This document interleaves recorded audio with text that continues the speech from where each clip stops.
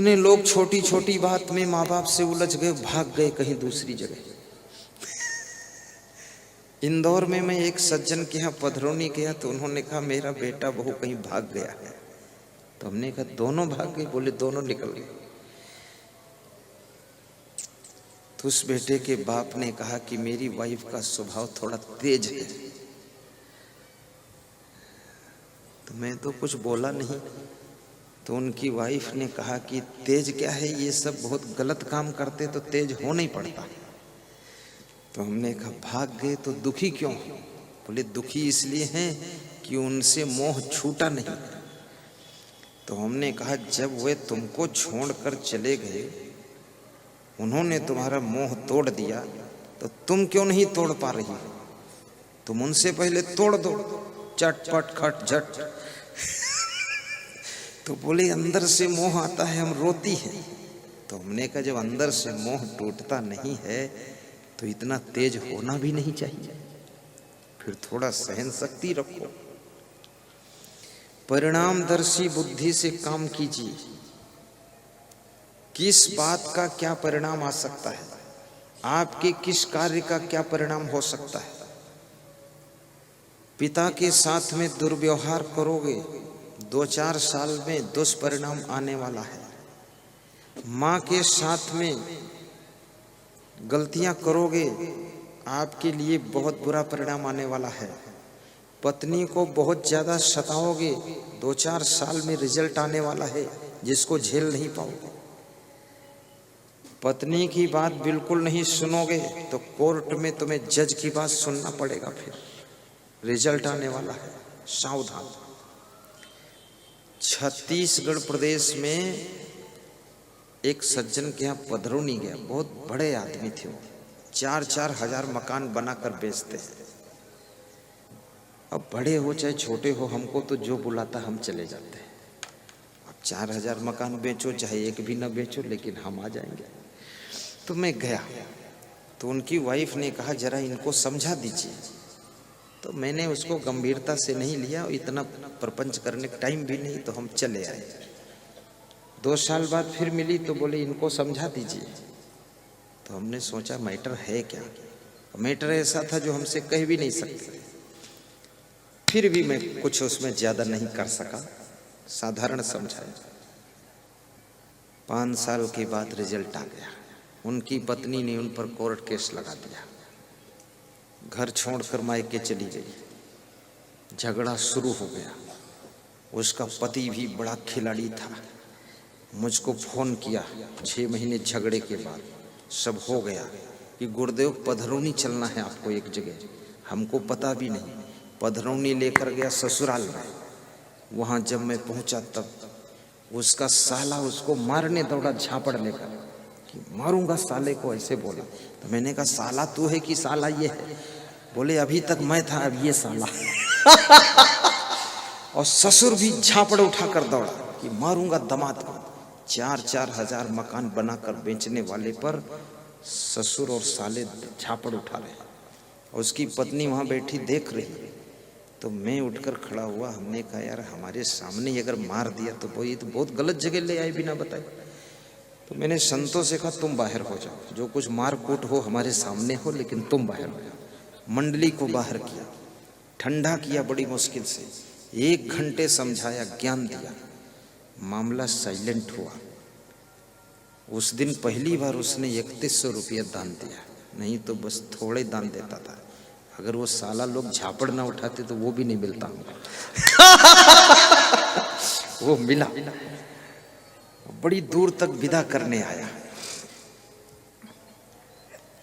Matter तब वहां खुला। मैटर क्या मैटर था? वो पेट्रोल पंप का मालिक भी था। अपनी पेट्रोल पंप से 3 लीटर पेट्रोल चुरा कर एक मुस्लिम लड़की के घर देने जाता था। उस मुस्लिम लड़की को अपने यहाँ सर्विस में रखा था और उसके साथ में गलत संबंध कर लिया। और पत्नी इस बात का विरोध करती थी, मानता नहीं था। तो मायके जाकर कोर्ट केस कर दिया, दिमाग ठिकाने आ गया।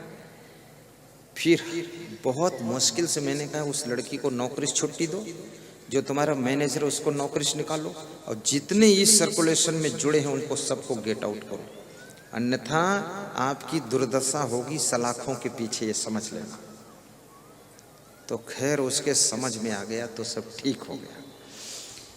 जिस महिला के साथ तुम विवाह करते हो उसको धोखा दे करके दूसरी महिला से कृपया संबंध मत कीजिए। सभी महिलाओं को हाथ जोड़कर नमस्कार कीजिए। माँ बहन बेटी का दर्शन दूसरी महिलाओं में कीजिए। मन को पवित्र रखिए। उलझन वाला काम क्यों मचा रहे हो? क्योंकि आपकी वाइफ ने अपने माता पिता भाई बहन सखी सहेली को त्याग करके तुम्हारे लिए वो पति चुन करके वो आई है, तो कम से कम तुम भी थोड़ा सा संयम से रहो। मांस मछली अंडा नशा शराब मत लीजिए। दारू पी करके अपनी वाइफ को गाली मत दीजिए। घर की उन्नति कीजिए। उनके रहने के लिए अच्छा रूम बनाइए, अच्छा मकान बनाइए, चलने के लिए अच्छी गाड़ी लाइए। ये दारू पी पी कर पान तमाकू पुड़िया खा खा कर पैसा बर्बाद मत कीजिए। अपने मुंह को भी थोड़ा साफ सुथरा रखिए। जिस समय शादी होना था उस समय मुंह को बहुत साफ सुथरा करके मेकअप करके और दांत वाँत साफ करके फोटो खिंचा कर और दिखा कर और शादी तो कर लिया। अब ये भूत बने घूमते हो, तुमको अकल है? थोड़ा शुद्ध रहो। हाँ, ये तो ऐसे हो गया जैसे पुलिस में भर्ती होने के पहले पुलिस के लोग बहुत व्यायाम करते हैं, लंबी दौड़, ऊंची कूद, लंबी कूद सब लगाते हैं, और एक बार भर्ती हो गए तो फिर पुलिस के लोगों का शरीर फिटनेस कहाँ रहता है? 1.5 कुंटल के वजन थानेदार घूम रहे हैं। हाँ, वो बदमाश को पकड़ पाएगा? खुद ही गिर जाएगा तो नीचे। हाँ, इसलिए पुलिस लाइन में हर वर्ष फिटनेस परीक्षा होनी चाहिए, बॉडी की फिटनेस। हर वर्ष जब फिटनेस की परीक्षा होगी तो संभल कर थोड़ा खाएंगे और व्यायाम करते रहेंगे। क्योंकि बदमाश अगर दौड़े तो पुलिस का मतलब है उसको रपटा के पकड़ सको। अब तुम रपटाओगे क्या जब तुम इतना भारी खुद हो गए हो, पेट भी बहुत बड़ा हो गया है। फिटनेस रखना जरूरी है। ऐसा बहुत सारा काम है। शरीर को ठीक रखो, साफ सुथरा रखो, अच्छे रहो और गुणवान बनो। एक सज्जन कह रहे थे कि मैंने जो फोटो देख करके विवाह किया और जब पत्नी आई तो उसमें कुछ दूसरा ढंग दिखा। तो हमने कहा तो फोटो को माथे से लगा लिया करो, धन्य है फोटो। तो बोले वो तो मेरी पत्नी ऐसी गुस्सा करती है, खाना भी नहीं बनाती है और दिन में भी सोती है और रात में भी सोती है और सुबह उठती नहीं है, झाड़ू नहीं लगाती है, और कहता हूं तो नाराज हो जाती, सिर दर्द बताती। समझाओ तो सिर दर्द और ना समझाओ तो सोती। अब क्या करूं? तो हमने कहा ठीक है, अब निभा लो, अब क्या करोगे? सत्संग में ले आओ, सुन ले, थोड़ा सुधर जाए। घर में कोई ऐसा काम ना कीजिए जो दूसरों को कष्ट हो, और इस शरीर से मेहनत कीजिए ताकि ये बीमार ना हो। इस शरीर से मेहनत नहीं करोगे तो बीमार बहुत रहेगा, और ज्यादा खाओगे तो कभी स्वस्थ नहीं रहोगे, और कम खाओगे तो कभी बीमार नहीं होगे, और बिल्कुल नहीं खाओगे तो जिंदा भी नहीं रहोगे। इसलिए थोड़ा खाओ भी। दूसरों की खुशियों का ख्याल रखो कि आपके कारण घर में लोग दुखी तो नहीं हो रहे। यदि आपके कारण आपके माता पिता दुखी हैं तो ये तुमको बहुत बड़ा पाप लगेगा। कल मेरे पास एक सज्जन आए, बोले मैं सर्विस में था, रिटायर हो गया और मेरा लड़का ये है डिप्रेशन में चला गया, अब मैं क्या करूं?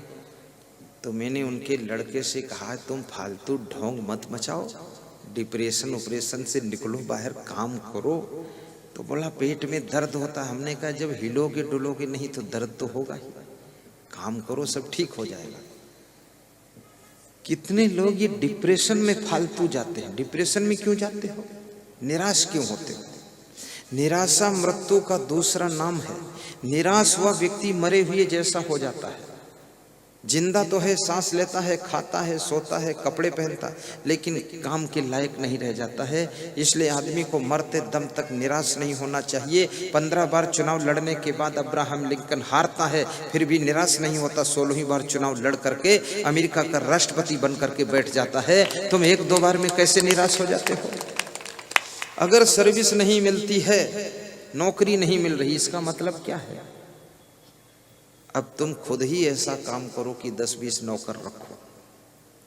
नौकरी नहीं मिली तो मालिक बनो, फैक्ट्री लगाओ, कुछ बड़ा काम करो, हिम्मत रखो, रिस्क भी लो, घबराओ मत। पति पत्नी हिल मिल कर काम का डिसीजन लो। अपने बूढ़े माँ बाप को दुख मत दो। ये बूढ़ी हड्डियां, इनको पीड़ा मत पहुंचाओ, प्रेम से रहो। कभी कभी माँ बाप के पैर भी दबा दिया करो कि आपके पैर दर्द करते होंगे, क्योंकि आपका शरीर ये माँ बाप के शरीर का ही टुकड़ा है। ये उनकी सेवा के लिए टुकड़ा मिला है आपको। और ऐसा कोई नशा व्यसन मत करो जिससे माँ बाप का मन व्यथित रहे। अच्छे इंसान बनो, अच्छे पुत्र बनो, अच्छे पिता बनो, विशेष क्वालिटी की पत्नी बनो, विशेष क्वालिटी की सासू बनो। सासू का दिल बहुत विशाल होना चाहिए। 3, 4, 6 बहुएं सबको संभाल लीजिए और सबको निभा लीजिए। सब अलग अलग स्वभाव की होंगी, सबको सेटिंग बिठा लीजिए। ध्यान रखना, मधुमक्खियां संगठन में रहती हैं तो उनके सामने हाथी भी डरता है, हाथी भी डरता है। और शेर जब संगठन से अलग हो जाता है तो जंगली भैंसे भी उसको मार डालते हैं, कुत्ते भी नोचकर मार देते हैं। इसलिए संगठन में जो सुख है, संगठन में जो सुरक्षा है, वो कहीं और नहीं है। भाई भाई, देवरानी जेठानी, माता पिता, पुत्र पुत्र, सब मिलजुल करके रहो। कभी बंटवारा की स्थिति आ जाए, हंसते हंसते बंटवारा कीजिए, लड़ाई झगड़ा मत कीजिए। और बंटवारा भी बहुत विवेक से कीजिए। 2 भाइयों में बंटवारा हो रहा था। छोटे भाई ने कहा 3 हिस्सा लगा दीजिए, तो बड़े भाई ने कहा 3 की क्या जरूरत, 2 ही भाई है। बोले लगा दीजिए आप, तो लगा दिया। बोले किसके लिए हिस्सा तीसरा? माता जी के लिए। माता जी को हिस्सा की जरूरत नहीं, मेरे साथ रह लेंगी। बड़ा भाई बोला, अरे बोले माता जी, छोटा भाई बोला मेरे साथ रह लेंगी, लेकिन फिर भी 3 हिस्सा लगाओ। 3 हिस्सा छोटे भाई ने लगवाया और कहा कि 2 हिस्सा बड़े भाई तुम ले लो और 1 हिस्सा हम लेंगे। बोले क्यों? बराबर होना चाहिए, 2 भाई हम। बोले बराबर इसलिए नहीं, आपका जब जन्म हुआ उसके बाद 9 बहनों का जन्म हुआ है, और उसके बाद 10वें नंबर पर मेरा और 11वें नंबर पर जन्म आया। तो मैं तो अभी नया हूँ, 30 साल उम्र है, और आपकी उम्र तो पहुँच गई 60 साल में। आपकी सारी कमाई इस फैमिली में खर्च हो गई। अब बूढ़े हो गए आप, आपके हाथ कमजोर, पाँव कमजोर, कुछ कमा ना सकोगे। तुमने जो कमाया सब ये बन गया जो बनना था। अब ये मैं आधा ले लूँगा, और मैं 30 साल का हूँ, मैं कमाऊँगा भी 40 साल तक, तो मेरा कमाया तुमको तो मिलेगा नहीं। इसलिए तुम्हारे कमाए से ये सब बना है। इसलिए 2 हिस्सा आपके, 1 हिस्सा मेरा, और मैं कमाऊँगा तो मेरा भी 2 हिस्सा फिर हो जाएगा।